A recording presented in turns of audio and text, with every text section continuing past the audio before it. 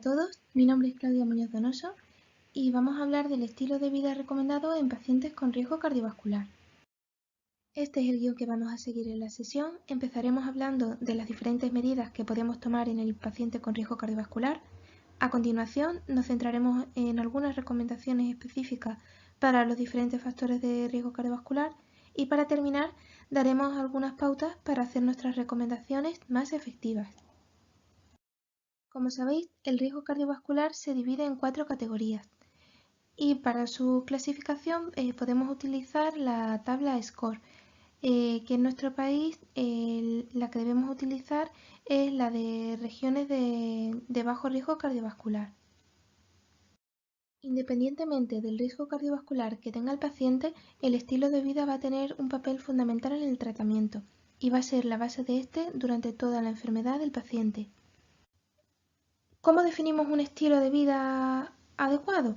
La Asociación Americana del Corazón definió que un estilo de vida ideal para la salud cardiovascular debe cumplir estos 7 puntos.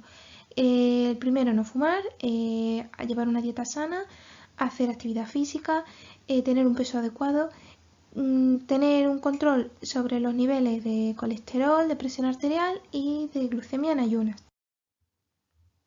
Cumpliendo al menos 6 de estos 7 puntos, podemos conseguir una reducción de la mortalidad por enfermedad cardiovascular considerable, hasta un 76%.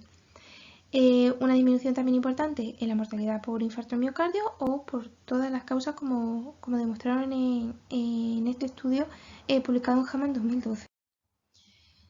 Otros factores a tener en cuenta: la higiene del sueño, de la que hablaremos posteriormente, la salud mental. Se ha visto que pacientes con trastornos mentales tienen un aumento del riesgo de enfermedad coronaria, ya sea porque llevan unos hábitos de vida que no sean saludables, porque no tienen una buena adherencia al tratamiento crónico y porque de base tienen un aumento del cortisol que favorece la aterosclerosis, la agregación plaquetaria y además por la toma de medicamentos que aumentan el riesgo cardiovascular. La higiene bucodental, si es deficiente, favorece un estado proinflamatorio que conduce a aterosclerosis y se ha visto que aumenta el riesgo cardiovascular, aunque no hay datos de momento en el que un tratamiento periodontal tenga beneficios sobre la salud cardiovascular. Hay otros factores importantes que disminuyen el riesgo cardiovascular que no son los tradicionales como hemos definido anteriormente, como por ejemplo pasar el tiempo con los amigos, ver pocas horas la televisión o trabajar un determinado número de horas a la semana. Vamos a empezar hablando del factor de riesgo cardiovascular con mayor impacto en la salud cardiovascular, que es el tabaquismo. Independientemente del tipo de exposición, de si el cigarrillo es convencional o electrónico o de la cantidad de duración, estos pacientes tienen un riesgo cardiovascular aumentado. En el caso de una exposición activa a cigarrillo convencional, el riesgo de ictus, de enfermedad coronaria, arteriopatía periférica, aumenta hasta 2 veces aproximadamente. Y en pacientes con diabetes tipo 2, la mortalidad aumenta hasta un 120%. Para que estos pacientes alcancen unos niveles de riesgo cardiovascular similares a los que hubieran tenido si nunca hubieran fumado, hace falta una media de 5 a 10 años. En cuanto a la dieta, podemos hacer recomendaciones basadas en alimentos, sobre alimentos que el paciente debe incluir en su dieta o debe evitar, o bien unos patrones como los que se muestran en la diapositiva. En pacientes diabéticos es muy interesante utilizar el método del plato porque es una manera muy visual y muy sencilla de explicar qué dieta debe llevar un paciente. La mitad del plato verduras y la otra mitad legumbres o bien proteínas o hidratos de carbono por separado. Elegiremos un tipo de dieta u otro en función de las preferencias del paciente para conseguir la máxima adherencia. Las dietas más recomendadas por las guías actuales son la dieta mediterránea y la dieta DAST, por haber demostrado disminuir los eventos cardiovasculares en pacientes con alto riesgo cardiovascular. Haciendo una dieta adecuada, el paciente puede disminuir de peso, mejorar el perfil lipídico, disminuir la presión arterial y disminuir de forma considerable la hemoglobina glicada. Sobre el papel que tienen los edulcorantes, por ejemplo, en pacientes diabéticos, pues últimamente el tema está siendo más discutido, porque además de haber demostrado que produce una alteración de la microbiota intestinal y un efecto rebote sobre el peso corporal, se han relacionado con mayor riesgo cardiovascular, si bien esta relación todavía no se ha demostrado que sea causal. Un consumo moderado de alcohol ha demostrado disminuir el riesgo de enfermedad coronaria por su efecto antiagregante y beneficioso sobre el perfil lipídico. Sin embargo, no debemos recomendar su consumo en pacientes con algún tipo de contraindicación y debemos tener presente que aumenta de forma lineal el riesgo de hipertensión arterial y de cáncer. Hay una serie de alimentos con beneficios para el paciente con riesgo cardiovascular, como por ejemplo el aceite de oliva, especialmente si es virgen extra, pues disminuye el riesgo de desarrollo de FA, de diabetes tipo 2 y de arteriopatía periférica. Además, disminuye los eventos cardiovasculares y la mortalidad de una forma dosis dependiente. Los fitoesteroles pueden tener un papel en aquellos pacientes en los que no esté indicado la toma de estatina, puesto que disminuyen el colesterol LDL, aunque de momento no hay estudios que hayan confirmado una disminución de los eventos cardiovasculares. La fibra tiene también un papel importante por sus efectos beneficiosos sobre la glucemia postprandial y el perfil lipídico, y la vitamina B en pacientes con hiperhomocistinemia ha demostrado disminuir el riesgo de ictus, aunque no se ha demostrado que produzca un descenso de la mortalidad o de la incidencia de infarto de miocardio. Los omega 3 también tienen un papel notable en la disminución del riesgo cardiovascular. En función del tipo de omega 3 obtendremos diferentes beneficios. Por ejemplo, el ácido alfa-linolénico que se encuentra en aceites vegetales o en nueces disminuye el riesgo de enfermedad cardiovascular y de FA. Los EPA y DHA del pescado disminuyen los triglicéridos, la mortalidad y los eventos coronarios. En cuanto a los fitoestrógenos, como los que se encuentran en la soja, se necesitan grandes cantidades para obtener un beneficio en el perfil lipídico y no se ha demostrado que disminuyan los eventos cardiovasculares. Sobre el sueño, debemos recomendar al paciente que duerma entre 6 o 9 horas al día y además que evite grandes variaciones diarias. Se recomiendan siestas cortas de menos de media hora a una hora, una o dos veces en semana, puesto que siestas más largas aumentan el riesgo cardiovascular y no se ha demostrado que mayor número de siestas a la semana mejore el riesgo cardiovascular. La actividad física es fundamental, tiene múltiples beneficios y solo centrándonos en los que tiene a nivel cardiovascular nos falta espacio en la diapositiva. Disminuyen los triglicéridos, aumenta el HDL, disminuye el LDL, estimula la circulación coronaria, facilita que el paciente abandone el hábito tabáquico, disminuye el peso, la presión arterial, el riesgo de ictus, de insuficiencias cardíacas, la disminución de mortalidad cardiovascular y por otras causas. Es tan importante la actividad física que el sedentarismo constituye el segundo factor de riesgo cardiovascular más importante, solo superado por el tabaquismo. Debemos recomendar al paciente una media entre 150 a 300 minutos a la semana. ¿Qué hace más ejercicio? Mejor, aunque ya el beneficio es menor que con esto. ¿Cómo debemos prescribirlo? Pues siempre adaptado al paciente. Si tenemos delante un paciente que no está habituado a hacer ejercicio, pues empezaremos diciéndole que incorpore la actividad física a su vida diaria, es decir, que utilice la escalera en vez del ascensor, que camine o que utilice el transporte público o la bicicleta para desplazarse a los sitios. Las sesiones que les recomendaremos serán cortas, iremos poco a poco aumentando en frecuencia, en intensidad. Además, recomendaremos complementar el ejercicio aeróbico con ejercicios de fuerza y de flexibilidad. Habrá situaciones que nos contraindiquen el ejercicio, como por ejemplo un paciente con un infarto reciente o con una crisis hipertensiva desencadenada por el ejercicio. Otras situaciones harán que recomendemos al paciente ejercicio supervisado, pacientes que lleven marcapasos, hipertensión severa o pacientes con infarto de miocardio. Vamos a empezar hablando de los factores de riesgo cardiovascular y el papel del estilo de vida en cada uno de ellos. En la prediabetes, el estilo de vida es muy importante. Conseguimos, si se hace bien, disminuir el riesgo de diabetes más de la mitad. Incluso es tan importante el estilo de vida que disminuye más el riesgo de progresar a diabetes tipo 2 que la metformina, siendo la diferencia con esta más acusada a medida que aumenta la edad del paciente.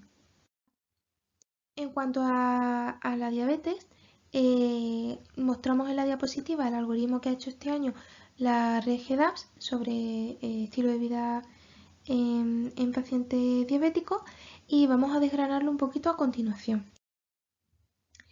La dieta. Como dije antes, estas son las dietas que podemos recomendar. En el paciente diabético sí que hay que tener precaución con una dieta, que es la dieta cetogénica.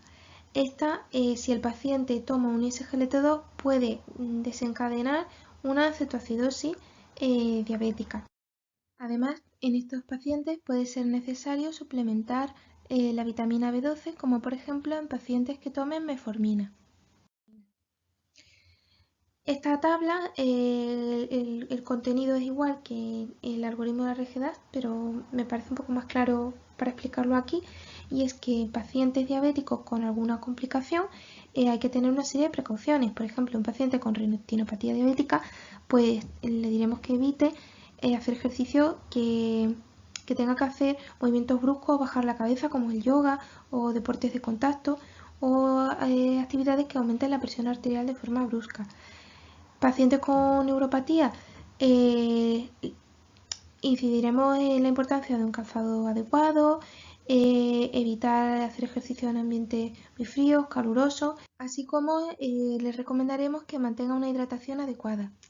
En pacientes que hayan tenido algún evento cardiovascular, les recomendaremos que vayan incrementando la frecuencia cardíaca de forma gradual. Los pacientes diabéticos que tengan tratamiento con hipoglucemiantes deben medirse la glucemia antes de hacer ejercicio.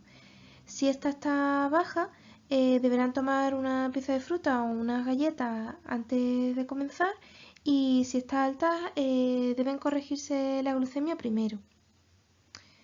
Es importante que se mantengan hidratados, que lleven algún alimento o el kit de glucagón para hacer el ejercicio, que vayan acompañados y que el acompañante esté entrenado para actuar en caso de hipoglucemia.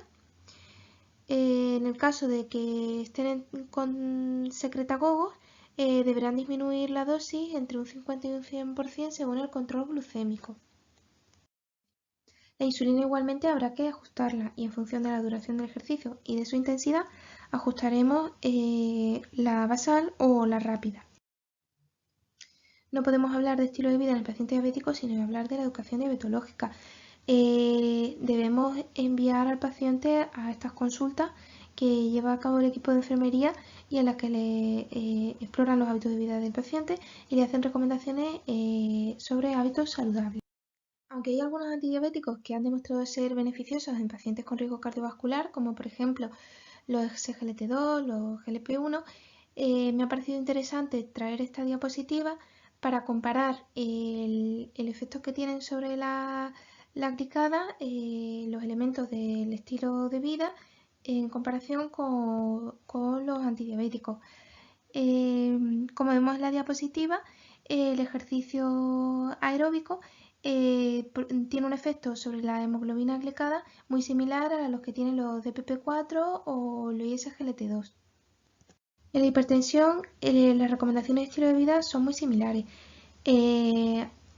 La dieta DAS es una dieta que se diseñó especialmente para estos pacientes, una dieta rica en frutas y verduras para incluir una mayor cantidad de potasio, con un consumo moderado de sal.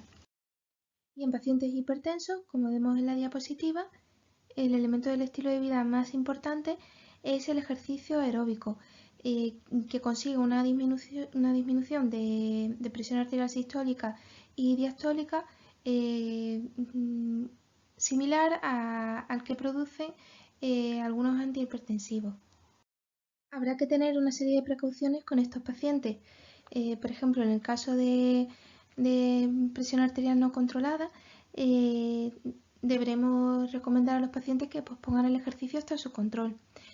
Igualmente, habrá que recomendar que alarguen el periodo de enfriamiento que se realiza después de realizar ejercicio en pacientes que tomen calcio antagonista y ECA-2 alfa bloqueante para evitar la hipotensión post-ejercicio. En los pacientes con dislipemia, las recomendaciones son muy similares a las que ya hemos visto. Quizás estos pacientes tengan un poco más de intolerancia al ejercicio debido a la toma de estatinas y en ese caso deberemos adaptar la actividad física al dolor que sienta el paciente. En pacientes con enfermedad renal crónica habrá que hacer mucho hincapié en el sobrepeso, puesto que tiene efectos deleterios sobre el riñón y además puede excluir al paciente de un tratamiento como el trasplante renal. En estos pacientes habrá que recomendar una adecuada ingesta hídrica.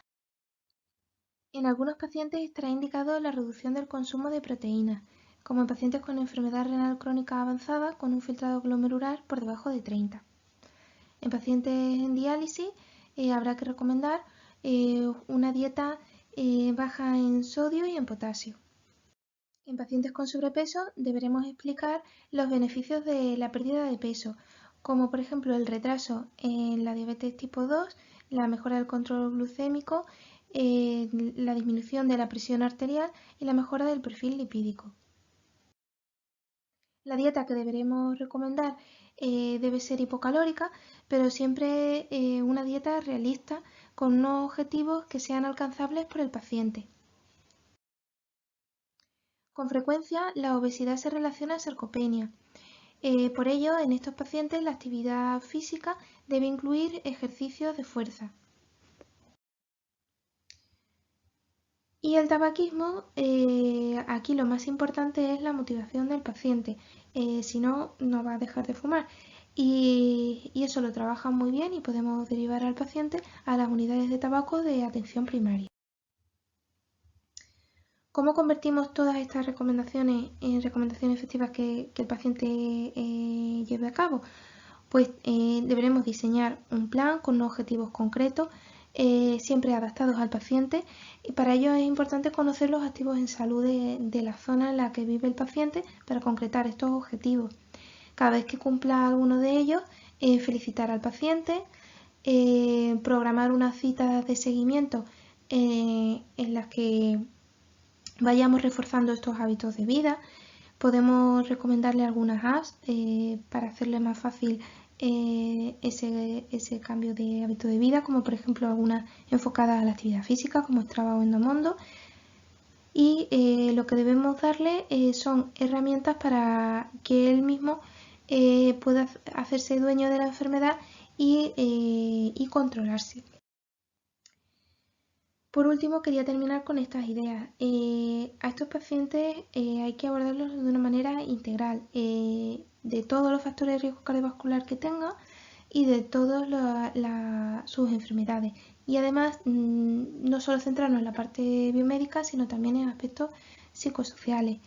Hay que apoyarse en el equipo de enfermería, de atención primaria, hospitalaria, adaptar nuestras recomendaciones al paciente y trabajar una relación médico-paciente basada en la entrevista motivacional, en la que, como he dicho antes, ofrezcamos al paciente herramientas y los conocimientos necesarios para hacerle partícipe de la enfermedad y que él mismo vaya tomando el control de la misma. Muchas gracias por vuestra atención y espero que os haya sido de utilidad. Muchas gracias.